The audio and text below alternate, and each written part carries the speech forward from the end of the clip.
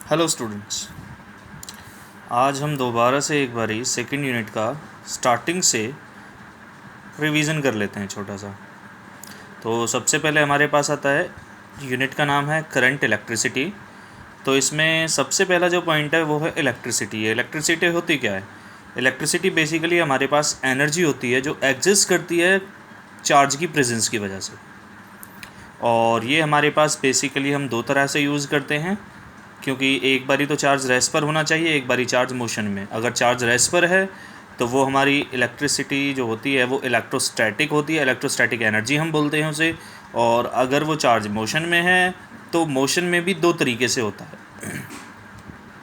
एक बार तो वो कांस्टेंट स्पीड से चल रहा हो चार्ज पार्टिकल, और दूसरा वो वेरिएबल स्पीड से चल रहा हो। अगर चार्ज पार्टिकल कांस्टेंट वेलोसिटी से मूव करता है तो जो इलेक्ट्रिसिटी प्रोड्यूस होती है that will be current electricity. And अगर चार्ज पार्टिकल हमारा वेरिएबल वेलोसिटी से मूव करता है तो उस केस में जो हमारा प्रोसेस आता है उसे ब्रांच को हम नाम देते हैं electromagnetism. Okay, now we will move on further topic. Name of that topic is current. तो सबसे पहले करंट क्या होता है हमारे पास?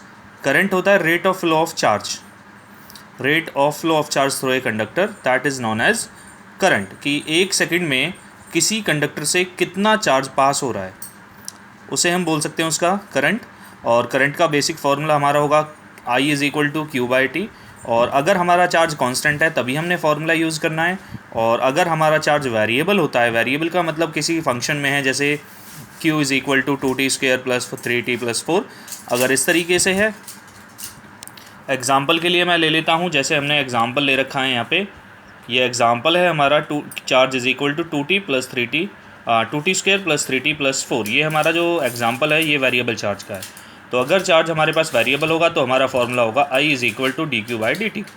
और यहाँ पर जो डी क्यू होगा small change in the value of charge in time d t. Okay, चलो अब हम आगे बढ़ते हैं। एक छोटा सा एग्जाम्पल करते हैं कि जब हमें वेरिएबल चार्ज गिवन है और हमसे बोला जाता है कि हमें करंट फाइंड आउट करना है, तो उसके लिए हमारे पास चार्ज की वैल्यू गिवन है 2t square plus 3t plus 4 coulomb. और हमें करंट जो निकालना है वो निकालना है at time t is equal to 2 seconds पर। ओके, चलो देखते हैं सॉल्यूशन। हमें फार्मूला पता है वेरिएबल चार्ज के लिए I is equal to d q by d t होता है। तो इसका डिफरेंशिएशन जब हम करते हैं तो डिफरेंशिएशन करने के बाद चार्ज जो हमें वैल्यू गिवन थी 2t square plus 3t plus 4, इस चार्ज का हमने डिफरेंशिएशन करना है। और डिफरेंशिएशन करने के बाद हमारे पास आता है 4t प्लस 3। ये जो करंट, ये आया करंट, फंक्शन है टाइम का। अब हमें क्या करना है, जो टाइम हमें बता रखा है कि हमें 2 सेकंड के लिए निकालना है, यानी कि t इज़ इक्वल टू 2 के लिए निकालना है। तो उस टाइम पर हमारे पास जो होगा t इज़ इक्वल टू 2 के लिए हम वैल्यू प्लेसअप करते हैं तो हमारे पास आएगा 11 एम्पियर। ओके, चलो आगे बढ़ते हैं। हमारे पास एक क्वेश्चन आता है कि करंट एक स्केलर क्वांटिटी है या वेक्टर क्वांटिटी है। वैसे करंट हमारे पास दो तरह के फॉर्मेशंस रखता है, या तो हम बोलते हैं उसको स्केलर क्वांटिटी या फिर हम बोलते हैं उसे टेंसर क्वांटिटी। टेंसर, अब ये टेंसर क्या होता है? टेंसर आप डिस्कस करोगे जनरली जब आगे की फर्दर स्टडीज़ में जाओगे और एडवांस फिज़िक्स जब आप पढ़ोगे, ओनली एडवांस फिज़िक्स, तभी आप वहाँ पे डील करोगे टेंसर के साथ। टेंसर मैं बता दूंगा वैसे क्या होता है। तो यहाँ पर हम बात कर रहे हैं अभी पहले कि ये स्केलर है या वेक्टर है। तो ये जो करंट होता है करंट हमारा स्केलर क्वांटिटी होता है।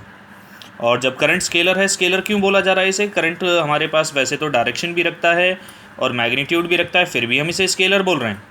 ये तो लॉजिक समझ नहीं आया कुछ। चलो देखते हैं क्या लॉजिक लग सकता है इसमें। हम एक बात अच्छे से जानते हैं कि करंट की डायरेक्शन भी है और मैग्नीट्यूड भी है, लेकिन करंट क्या करता है, जो वेक्टर एडिशन के लॉज हैं उनको फॉलो नहीं करता। वेक्टर एडिशन के लॉज को ये करंट फॉलो नहीं करता, इसीलिए इसे स्केलर क्वांटिटी बोला जाता है।